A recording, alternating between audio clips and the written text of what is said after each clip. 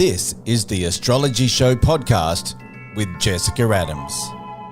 Thanks, Shane. This is your Astrology and Tarot for the week starting September 16. Happy birthday if it's your birthday. You have until June 25 to score big success, land a sought-after job, graduate with honours, or win promotion. Babies born this week are strongly Virgo and will devote their lives to perfecting one skill or talent. Famous birthdays include Fee Waybill, 74 on September 17, Joanne Catherall, 62 on September 18, Dee Dee Ramone would have been 73 the same day, Jarvis Cocker is 61 on September 19, Laurel Cream is 77 on the same day, Mama Cass would have been 83 also that day, and Harvey James would have been 72 on September 20. Liam Gallagher is 52 on September 21. And by the way, Liam, never sell tickets on Mercury retrograde as you were. Dave Gregory is 72 on September 21. And Nick Cave is 67 on September 22. Fated connections this week are Scorpio and Capricorn, both dealing with big freedom questions in relationships. In your birth chart, if you have Gemini factors, the story with your brother, sister, or cousin offers a final terrific result or big solution by June 2025. Your tarot this week can be decoded at my website. Aries, Judgment. Taurus, the Three of Cups. Gemini, the Nine of Swords. Cancer, Strength. Leo, the Moon. Virgo, the Page of Cups. Libra, the Four of Wands. Scorpio, the Five of Cups. Sagittarius, the Nine of Pentacles, Capricorn, the Two of Wands, Aquarius, the Knight of Cups, and Pisces, the Two of Pentacles. Aries, if you are long overdue for special relief and release with spirituality, therapy, self-help, religion, psychics, or psychology, then now is the time that you'll look forward to 2025 when you absolutely have it. The Moon, Saturn, and Neptune are in Pisces. This rules your inner world and your inner life, and it's usually experienced alone. It's the Anglican Church, say, or your therapist, mediums, or the tarot. Don't underestimate how much this inner life of yours influences just about everything else, or maybe you already know that it does. Your chart says that this ends next year. It's just a phase that you're going through. But until then, you have to keep on reshaping your approach. You have 50% escapism here and 50% heavy restriction. Half of the situation with, say, therapy or hypnosis or a psychic is a total departure from reality. Yet there is also a tightly ring-fenced and gated situation too, which is inescapable. Life is an odd mixture of escaping the inescapable and then realising that you can't. This does end in 2025, as I've said. Until then, one way to deal with this double transit is to allocate half your time to putting up with things, accepting them, and waiting for them to end. And yes, the other half of your time, immersing yourself in an alternative parallel world which has absolutely no resemblance to the usual one. If you have factors in Pisces in your birth chart, then this whole inner process is intensely personal, but it will end in 2025, along with the confusion. You are heading towards a major full moon in Pisces, again in this same zone of your chart, which is so solitary, potentially so therapeutic in the end, but currently 50% confusing and confused, and 50% rather like having a ring-fenced line of walls around yourself. You can't get out of things. Alternating between the two is something that people tend to do. Most commonly, of course, Aries, what you're probably doing with this inner life of yours is understanding the restriction and wondering when it's going to end, but meanwhile, ducking into a situation or a space, maybe even a headspace, where you know that you can release the real world and leave it far behind. Some people go for float tanks and some people go for the confessional in the Roman Catholic Church. Some people go for Buddhism and others find what they're looking for with the I Ching. One thing is sure, and this isn't just COVID, you have spent more time by yourself than at any other time this decade. Neptune in Pisces is a rare, historic transit, which ends next year, as I've said, but this week is not a bad one for coming to terms with what's been going on and finding a way to sort it. Taurus, Pluto in Aquarius, together with Aquarius weather from December to February, shows you the transformation ahead with your business card, your achievements, your success, and your mission. Maybe you know as you intend to resign, retire, or chase a new job. The timing would rotate around Ceres in Aquarius from the 7th of December, if so, and then there would be more moments of truth, big truth, in January and February as the sun goes through Aquarius. This area of your chart, the 10th house, is about the top job, getting to the top, staying at the top, being at the top of the ladder, and so on. It is also very much about not doing any of those things, but the ambition remains, so it's common to switch goals and roles. If you have Capricorn factors in your natal chart, then this whole situation is personal, and you will sign off from repeated issues about power and control in 2 stages, first of all in November and then December. Taurus, it really does look as if the end of the year will see the chance to really appreciate what it means to become more powerful. And this applies if you don't work as much as if you do. Your role, rights, and responsibilities at home, for example, or in the voluntary sector, are just as potent as being a full-time professional. At the moment, you have to align yourself with powerful people or organisations, and that means understanding how they got there in the first place. Typically, these individuals or these groups show alpha male or alpha females high up in the ranks, or the organisation itself may be full-on capital A alpha. What you're surrounded by here is a bit of obsession, to put it mildly, and passion as well, controlling people and organisations which seek to control. Pushing back against this is the story of your life between November and also February 2025, and this week gives you plenty of chance to mull it over. Ultimately, of course, you're forced to develop huge self-control in order to manage what is going on. This is not an ordinary transit, and these are not ordinary people. This week is a nod to the future, giving you time to prepare and rehearse and to take mental notes. Power is now in the room. Where your industry or profession is concerned, where your organisation is concerned, or the role that you play outside all of that, perhaps as a student or as a full-time carer. Understanding that this power is nuclear level, Pluto was discovered in the era of nuclear power, will help you take your time and pace yourself as you figure out your next step. Gemini, if your friendship is like your own version of the Beatles, Wings, the Smiths, the Jam, or Oasis, then nobody would be surprised. The North nodes, Salacia and Chiron, are in Aries in your 11th house of groups. Some of this is karma from 18 or 19 years ago, either with the same people or just with a very similar theme. You owe or you are owed. It stops in January. However, 2025 is also calling. Friends and groups will offer you a way out of the real world next year, an alternative reality. This goes on past 2030, so if it feels as if the long-term future is being set up this week in the tiniest way, you're quite correct, and every day counts. What happens next year is the start of many years of total escapism with and through groups. So it's rather like being in the Beatles, still a hit-making band today, even though 2 of them are no longer here. And then the Beatles' many fan clubs, circles upon circles. It's all an escape from reality.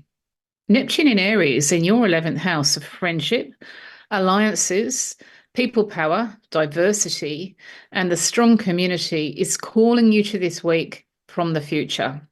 A parallel or alternative way of functioning next year, which allows you to immerse yourself in groups and lose yourself in your social life, social media like meetups, Substack, and the rest. You'll see hints of this over the next 7 days with the North Node in Aries and Chiron in Aries too, the sign which rules your circles. At the moment, you are experimenting and exploring, which is what you've done for quite some time, seeing what you can get away with. Later on, from next year, you will realise that this week also had its part to play in the aquarium or fishbowl that you find yourself in for the future, its own little world. If you have Aquarius factors in your natal chart, Gemini, then this is intensely personal. In fact, the new people power will utterly transform everything from December to January. What is happening in astrology on a wider scale will affect you personally, as micro is macro and macro is micro. So what you do in a small corner of your world with your coalition, community or circle of people will really change things by February 2025, and it will play its part in showing others what happens when a group of people who at first sight have very little in common come together for a common cause. All of this is just hinted at this week, but it's a hint worth taking seriously. Cancer. Jupiter in Gemini in your 12th house is boomeranging. You'll become more engaged with what you do behind the scenes at church or in the temple now, or with your tarot, therapist or self-help, meditation, hypnosis, or whatever else you do to explore your soul. This cycle is about the big things that you achieve privately or alone, away from other people's attention. So seeing a counsellor or joining a Buddhist circle. This week, Cupido is also in Gemini, same place, also in the 12th house of the tarot, healing, crystals, meditation, therapy, and your inner world. This is a bountiful, feel-good week for the inner life. You will find people who are passionate about what they do all around you. They may be your confidants or just one other person who can understand what you're experiencing when you shut the world out. Jupiter suggests a greater reward than you might have expected. So it's bigger than your initial expectation. Hypnosis could see you give up smoking but take you somewhere else. God could provide an actual miracle. Tarot could fix a problem with remarkable synchronicity. By the way, if you want to try the tarot, it's free on my website. All these aspects of your soul, psyche, or psychology are solitary, inward, private, and at best only for the next few months, as this is short-term expansion. If it went on beyond June 2025, it might be just too much. But you only get Jupiter in your 12th house once in 12 years, and this week is a wave to catch. As I've said, it ends in June 2025, so you're approaching the halfway mark. And yet ongoing past 2030, what is there this week is part of a revolution, a radical change in the long-term future which will liberate you. This is all about finding freedom from the inside, and twists and turns of fate this week bring in people, organisations or situations which are so new and very welcome. A new doorway opens to what you want, even though nobody else might see it, because this process is within.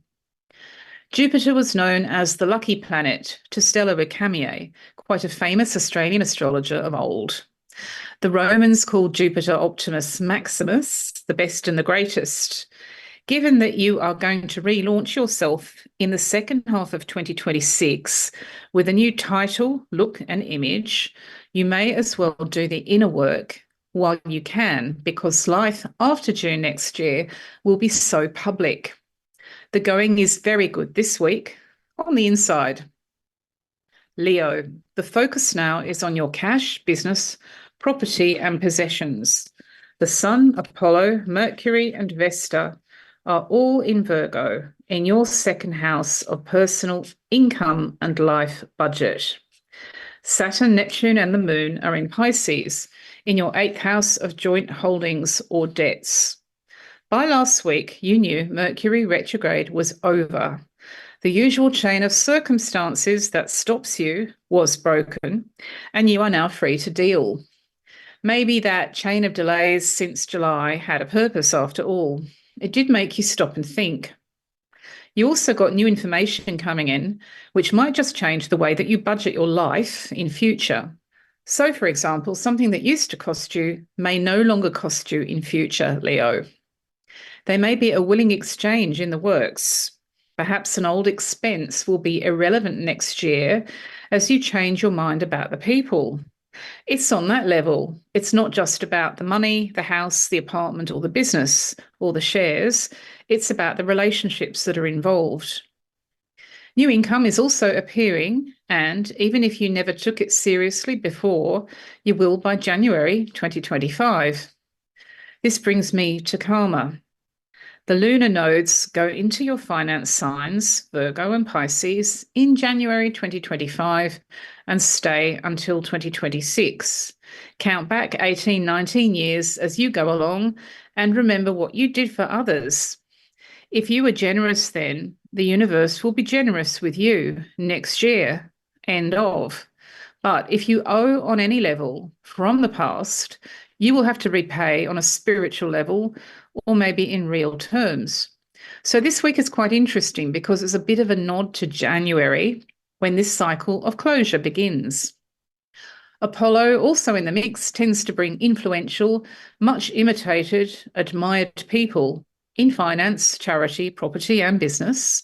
So there's a clear case of follow the leader this week if you feel like it, Leo. Vesta also turns up and suggests a situation here where one man or boy is set against the background of two or more females. Whenever you see Vesta and you're a woman, you have two choices. You can opt out, so there's no longer any competition for the approval of the male in question.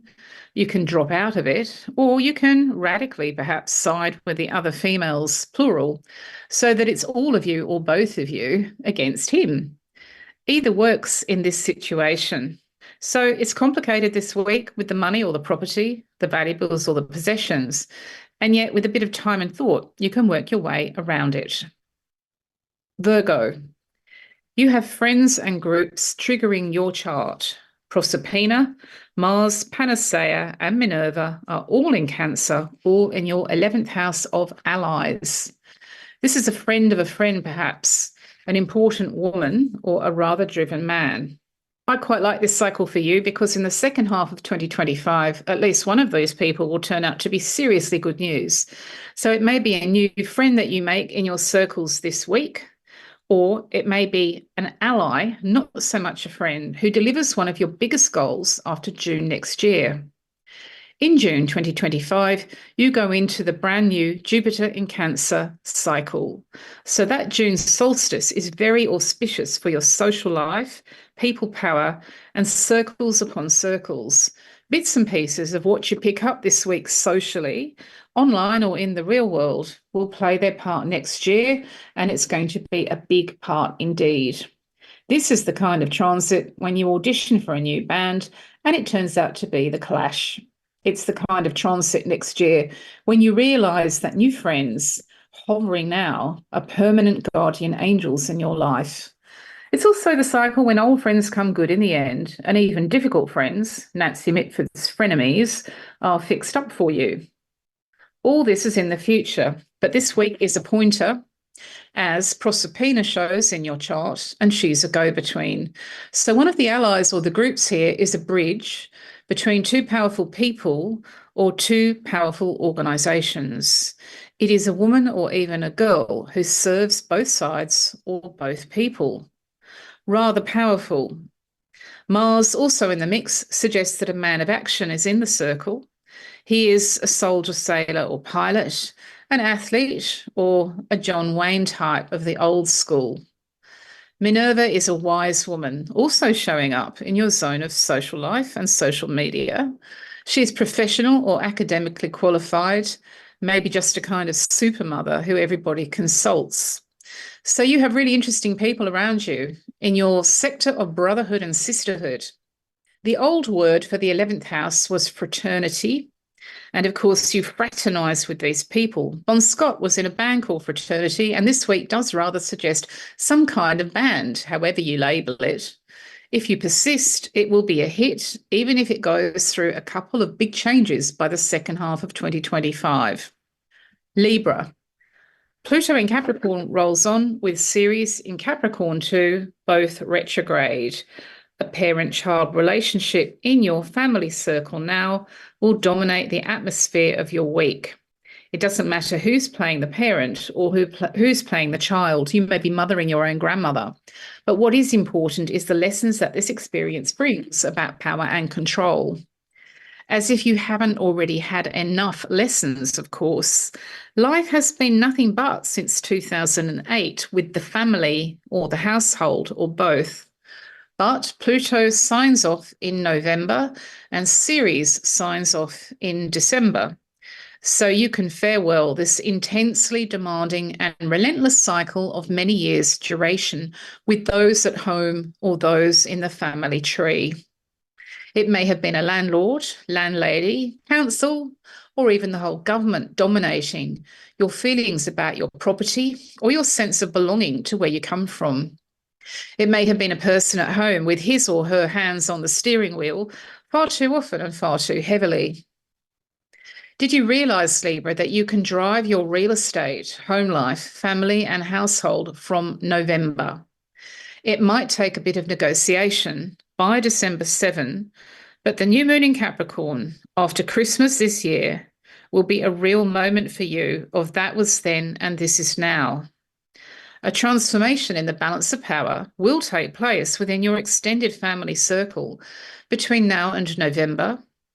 The steering wheel can no longer belong to one person, and that's very clear now. This will be for all sorts of reasons, and maybe you already know them. This week is stock taking. Take a long, long look back at all you have achieved the hard way with your house, apartment, family, household, town, and all country since those far off days of 2008, and ask yourself how you can lean on it and use it. Be rewarded by it even. See the actual benefit of it into the future.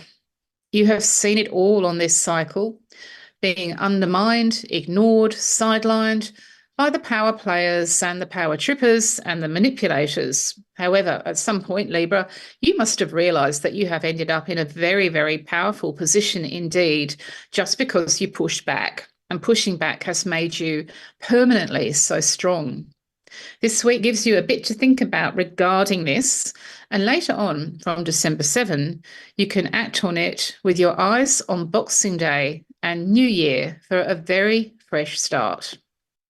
Scorpio.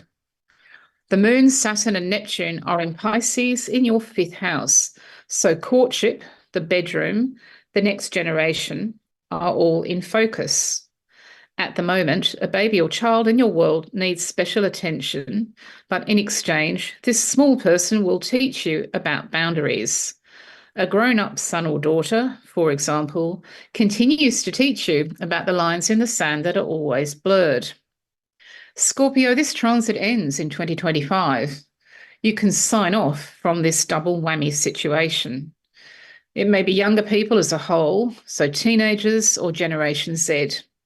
It can also be a pregnancy issue like IVF. The confused and confusing nature of this Neptune cycle is well known in astrology. So this is the beginning of the end of that confusion step by step. I mentioned courtship and the bedroom, and it's the same thing. There are no boundaries. When everybody is everywhere, all the time, all over the place, it can seem so difficult to know where the flags are, and yet you have to try, even if you can't see the lighthouse. Neptune transits can be contained and controlled, but you have to keep on rebuilding the boundaries. They can erode really easily. So you have to update this week and check again. Maybe your son and his wife keep on trying to overstep the mark of what is appropriate. Maybe your daughter is smoking dope and she muddles everybody around her. These are just 2 examples from readers on my website. However, what shows up for you this week is a good time to stop and review. Saturn is also in your 5th house, along with Neptune. So, Scorpio, you have a waiting game going on here with courtship, the bedroom, or a younger generation, because Saturn is about time. It will be next year that you realise it was only time that could have fixed things. The Greeks called Saturn Chronos. You have to do this in chronological order. even though sometimes the situation can seem chronic. Now, that comes with a peak moment in February, March 2025, when you realise that you can start to lay 2024 and previous years to rest. We don't know why yet, but it is coming. Of all the 12 signs of the zodiac, Scorpio, you have the personal life, which shows the most historic, slow-moving outer planet transits, along with this big focus on a younger generation and the business of courting and being courted, as well as the royal bedchamber. You have Uranus in your 7th house of partnership and also ex-partnership, and any situation where there's a third person in the mix. Uranus is disruptive. It changes everything without warning, and don't you know it. But on the plus side, it also liberates you, and there'll be quite a lot more independence next year. Sagittarius. The North nodes, Salacia and Chiron, are now in Aries in your 5th house. Children can be an ongoing experiment now, or you may find that issues involving the world of children or young people bring out maverick behaviour in yourself or another adult. These are the gadfly years, the years of heresy. This is the Dennis Elwell interpretation of Chiron, and it is nicely proven by the years of getting away with it. This includes pregnancy, adoption, your own nieces or nephews, a boyfriend's children, a children's charity, and so on. Youth and the young, from cradle to grave, are Aries matters in your chart. And this week gives you a bit of breathing space as you realise that you do actually need to start the 2025 plan now. Next year will be completely different. You will begin to see that your relationship with infants, children, teenagers, and younger adults can actually become a holiday from the real world, a vacation from the everyday, and a total departure from normal. Taking both feet off the ground will seem natural from next year, Sagittarius, with this generation, and this is hinted at this week. What happens next year is that you sign off from 18 or 19-year cycles of karma. So a situation which is currently going around in circles for you, with the North Node in Aries, again in your 5th house, will stop next January.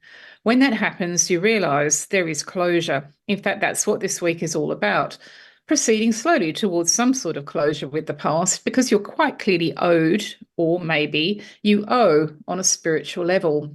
This may even be about a baby born 18 or 19 years ago who's now a teenager. That can happen too.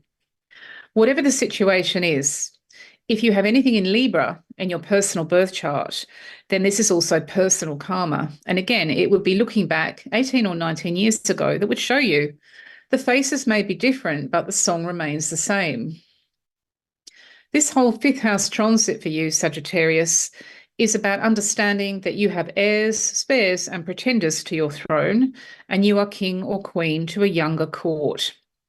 It may not feel like it because, after all, you're a Sagittarian, not a Leo, but just for a short time, you do have to confront the legacy that you leave, whether it's your ideas, whether it's your hands-on raising of a younger person, or something bigger than all of that. All of this is circling your life over the next 7 days.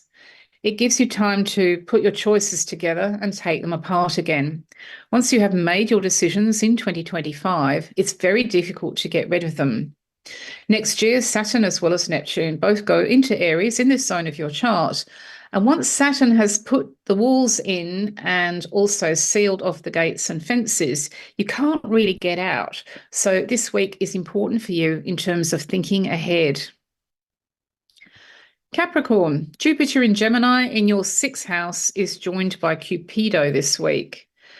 You will realise that you're not just a body, you're also a soul. Equally, if you have been forgetting that you exist below the neck, various cosmic signposts will turn up that remind you of your physicality.